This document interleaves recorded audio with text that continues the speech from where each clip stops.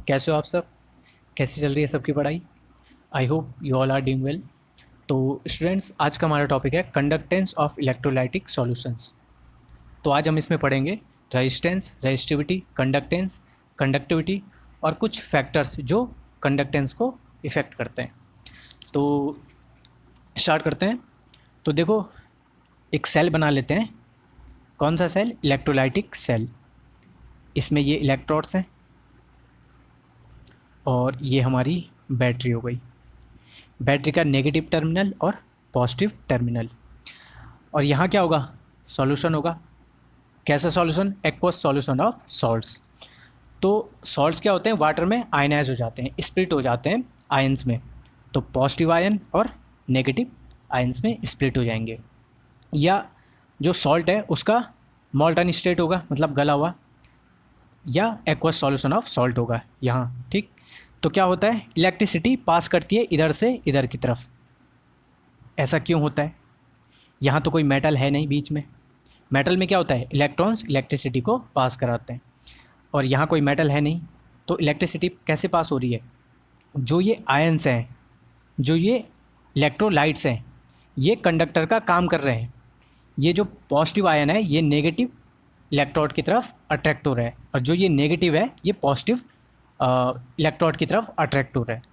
तो इन्हीं के फ्लो से क्या होता है? इलेक्ट्रिसिटी पास होती है। समझ रहे हो? इन्हीं के फ्लो से इलेक्ट्रिसिटी पास होती है। अब देखो, कुछ स्ट्रॉन्ग इलेक्ट्रोलाइट्स होते हैं, कुछ वीक इलेक्ट्रोलाइट्स होते हैं। स्ट्रॉन्ग इलेक्ट्रोलाइट्स कौन से होते हैं? जो कंप्लीटली डिसोशिएट हो जाते हैं आराम से। ठीक। तो कंप्लीटली डिसोशिएट हो जाएंगे तो कंडक्टेंस भी उतना ज़्यादा होगा, मतलब इलेक्ट्रिसिटी उतना ज़्यादा कंडक्ट करेगा। और अगर वीक इलेक्ट्रोलाइट्स होंगे तो आसानी से डिसोशिएट नहीं होंगे पॉजिटिव नेगेटिव में, तो फिर कंडक्टेंस भी कम होगा, मतलब कम इलेक्ट्रिसिटी पास करेंगे। ये समझ गए? अब देखो, यहाँ भी क्या होता है? ओम्स लॉ फॉलो होता है। ओम्स लॉ क्या है? जो भी वोल्टेज होगा, जो भी हम वोल्टेज अप्लाई करेंगे, वो डायरेक्टली प्रोपोर्शनल टू करंट होगा। ये आपने पढ़ा हुआ है। और फिर एक क्या आता है? कांस्टेंट आता है जिसको हम रेजिस्टेंस कहते हैं। ठीक। तो ये रेजिस्टेंस क्या है? ये अड़चन है, बोलते हैं ना, प्रॉब्लम। कंडक्टेंस के बीच में प्रॉब्लम। तो जहाँ कुछ अच्छा काम हो रहा होता है वहाँ कुछ ना कुछ प्रॉब्लम तो होती है। तो वही प्रॉब्लम यहाँ क्या है? रेजिस्टेंस है। तो वही हम देखते हैं। तो चलो स्टार्ट करते हैं। सबसे पहले हम रेजिस्टेंस देखते हैं। रेजिस्टेंस। तो रेजिस्टेंस क्या होता है? करंट के फ्लो होने में जो भी ऑब्स्ट्रक्शन या रुकावट आती है उसी का मेजरमेंट क्या होता है? रेजिस्टेंस होता है। क्या कहा मैंने? करंट के फ्लो होने में जो भी रुकावट आती है या ऑब्स्ट्रक्शन आता है उसी का मेज़र क्या होता है? रेजिस्टेंस होता है। और जो रेजिस्टेंस होता है वो डायरेक्टली प्रोपोर्शनल टू लेंथ होता है। अब ये लेंथ कौन सी हुई? अगर मेटल होता, मेटल वायर होती, तो लेंथ हम मेज़र कर लेते, पर ये कौन सी लेंथ है? देखो, ये सेल है और ये इलेक्ट्रोड्स और ये बैटरी। अब दोनों इलेक्ट्रोड्स के बीच में जो भी लेंथ है वही क्या है? ये लेंथ है। और ये डायरेक्टली प्रोपोर्शनल टू क्यों है?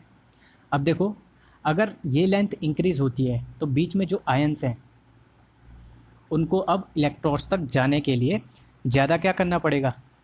दूरी तय करनी पड़ेगी। तो ये ऑब्स्ट्रक्शन हो गया। दूसरा क्या ऑब्स्ट्रक्शन हो गया? क्या रुकावट होती है? देखो, जब भी ये इलेक्ट्रोड्स की तरफ आयंस मूव करते हैं, जब भी इलेक्ट्रोड्स की तरफ आयंस मूव करते हैं तो बीच में क्या होता है? बहुत सारे आयंस के साथ वो कोलाइड करता है, कोलिजन होता है, तो वो भी ऑब्स्ट्रक्शन है। तो अब ज़्यादा डिस्टेंस कवर करनी पड़ेगी तो ज़्यादा आयंस के साथ कोलिजन होगा। इसलिए resistance is directly proportional to length होता है। सेकेंड चीज़, resistance is inversely proportional to area. अब ये कैसे? देखो, अगर ये एरिया ज़्यादा है इलेक्ट्रोड्स का, ठीक, तो क्या होगा? जो ये आयन है इसको ईजिली क्या मिल जाएगा? टारगेट मिल जाएगा। ठीक। पर अगर ये एक पतली सी छड़ी हुई तो, ये एक पतली सी छड़ी हुई तो इसको आसानी से टारगेट नहीं मिलेगा आयन को, ठीक। तो इसीलिए resistance is inversely proportional to area. Area increase होगा तो रेजिस्टेंस डिक्रीज होगा। अब इनको एक इक्वेशन में समाहित कर लेते हैं। तो resistance is directly proportional to, अब एक क्या आएगा, कांस्टेंट आएगा। तो यहाँ पे कांस्टेंट क्या होता है, रो, और फिर एल अपॉन ए, ये हो गया। और ये रो, इसी को हम क्या कहते हैं, रेजिस्टिविटी कहते हैं। हम क्या कहते हैं इसको, रेजिस्टिविटी कहते हैं। तो देखो रेजिस्टेंस का तो आपको पता होगा कि इसका यूनिट क्या होता है, क्या होता है, ओम होता है। ये उसका साइन होता है, इससे हम उसको डिनोट करते हैं, ठीक। और जो बेस यूनिट है रेजिस्टेंस की वो क्या है, वो है केजी मीटर स्क्वायर पर सेकेंड क्यूब और एम्पियर स्क्वायर। ये इसकी बेस यूनिट है, किसकी, रेजिस्टेंस की। और इसको यहाँ पे ड्राइव नहीं कर रहा हूँ, दूसरी वीडियो में करूँगा, और उस वीडियो का लिंक इस वीडियो के डिस्क्रिप्शन में मैं आपके लिए डाल दूँगा। तो ये आया ना समझ में रेजिस्टेंस का। तो ठीक, आगे बढ़ते हैं, इसको ज़रा साफ कर लेते हैं। तो रेजिस्टेंस इज इक्वल टू क्या निकाला हमने, रो। रो क्या है, रेजिस्टिविटी है, एल अपॉन ए। ये जे मत समझ लेना आप लोग, ठीक, ये पी जैसा है। अगर लेंथ अलग अलग हो तो, डिफरेंट हो तो दोनों इलेक्ट्रोड्स की, तो हम एवरेज लेंथ लेंगे, और सेम एरिया के साथ होगा एवरेज लेंगे। आगे देखते हैं रेजिस्टिविटी।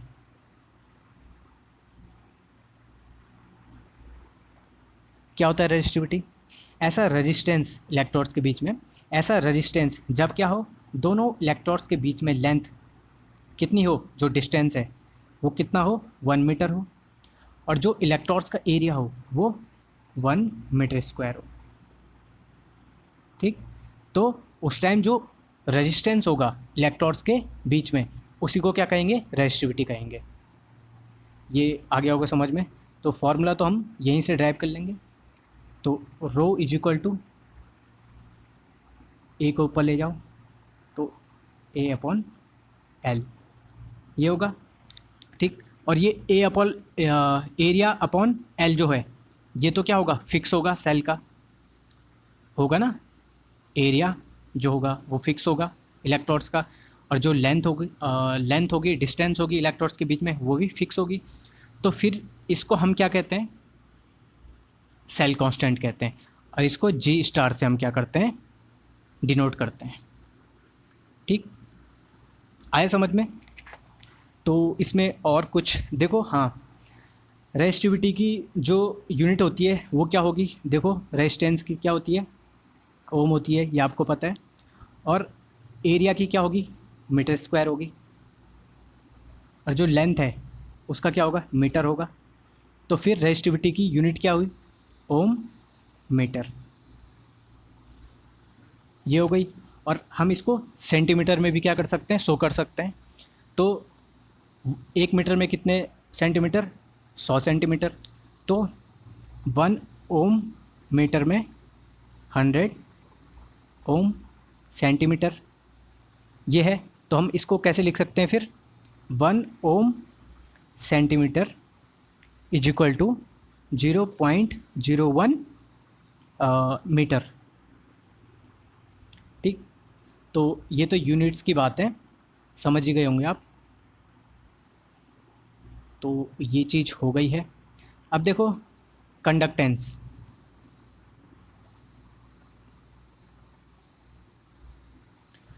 कंडक्टेंस क्या होता है, जस्ट रेसिप्रोकल होता है रेजिस्टेंस के। तो कंडक्टेंस को हम जी से डिनोट करते हैं। देखो जी स्टार को रेजिस्टिविटी सॉरी जो सेल कांस्टेंट है जी स्टार से डिनोट करते हैं, और कंडक्टेंस को जी से डिनोट करते हैं। तो वो रेसिप्रोकल होता है रेजिस्टेंस का, तो 1/r, ठीक। तो कंडक्टेंस होता क्या है, किस चीज़ का मेज़र होता है, करंट कितनी आसानी से करंट फ्लो होता है, उसी का मेज़रमेंट क्या होता है, कंडक्टेंस होता है, ठीक। तो इसमें कुछ और बताने लायक तो कुछ है नहीं। इसकी यूनिट देख लेते हैं, ओम इनवर्स होती है, ठीक। और इसी को हम क्या कहते हैं, सीमंस कहते हैं। इसकी स्पेलिंग क्या थी, SIEMENS, सीमंस कहते हैं, ठीक। ओम इनवर्स को क्या कहते हैं, सीमंस कहते हैं। तो इसकी यूनिट क्या हुई फिर, सीमंस हुई। ये समझ में आ गया होगा। और कंडक्टिविटी देखते हैं।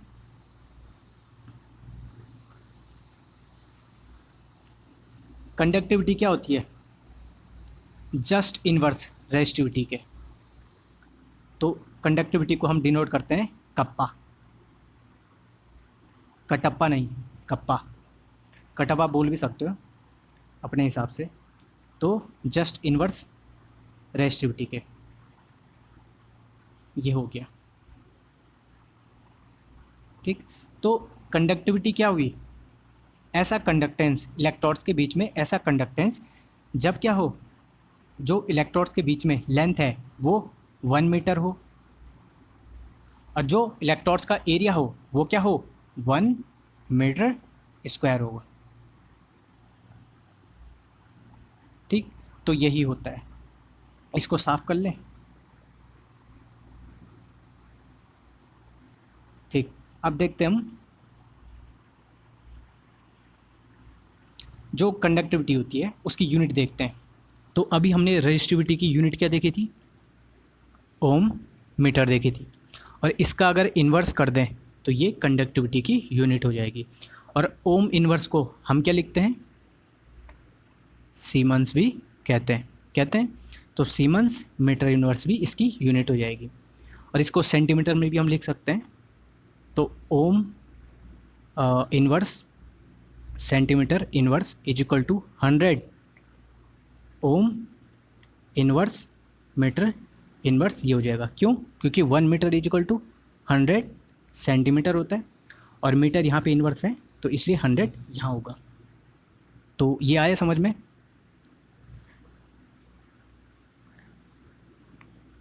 अब देखो, जो रेजिस्टिविटी है और कंडक्टिविटी है उसको हम दूसरे तरीके से इलस्ट्रेट करते हैं।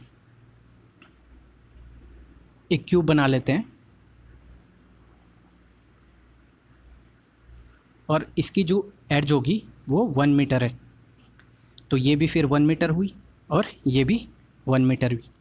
अब सपोज़ ये इलेक्ट्रोड है और ये भी इलेक्ट्रोड है, तो ये 1 मीटर हुआ, तो ये भी 1 मीटर होगा, ठीक।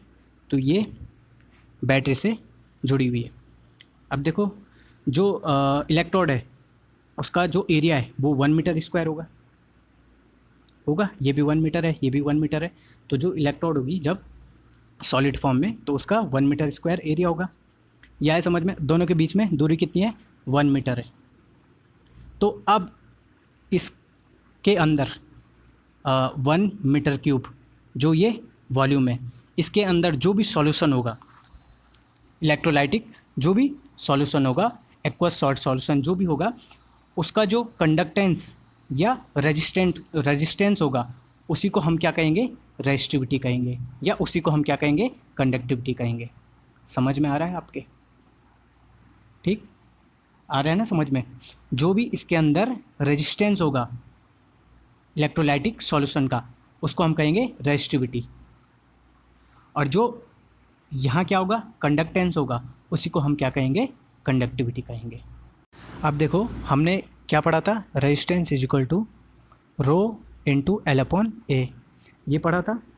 और Kattappa is equal to, Kattappa नहीं kappa is equal to 1 upon rho, ये पढ़ा था। और एल अपॉन ए ये क्या है, सेल कांस्टेंट है, जिसको हम जी स्टार से डिनोट करते हैं।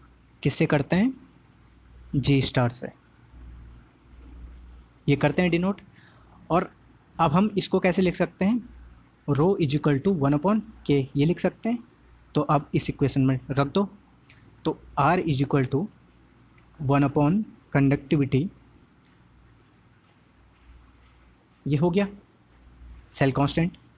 और फिर इसको ऊपर ले जाओ तो क्या होगा, के Kattappa is equal to 1 upon R G star, cell constant. और अब 1/r क्या होता है, कंडक्टेंस होता है, जिसको हम G से डिनोट करते हैं। तो K is equal to G into G star, जी जा जी हो गया ये, ठीक।